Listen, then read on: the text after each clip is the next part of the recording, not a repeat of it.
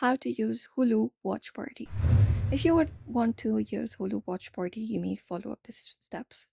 The first thing is you need to be on computer using a supported web browser. You can head over to hulu.com and then find the watch party icon on the details page. For that, you can head over to the section and look out for the shows that you prefer and click on one of the shows.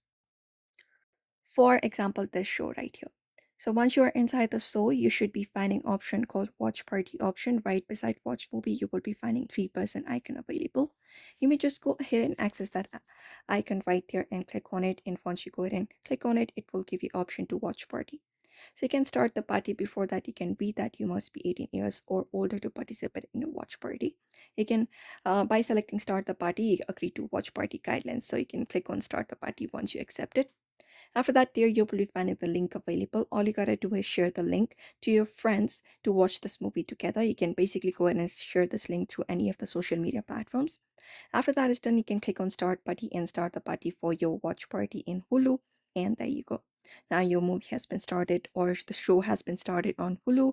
And that way you can even chat with people in the site and watch Hulu and start your watch party on hulu.com.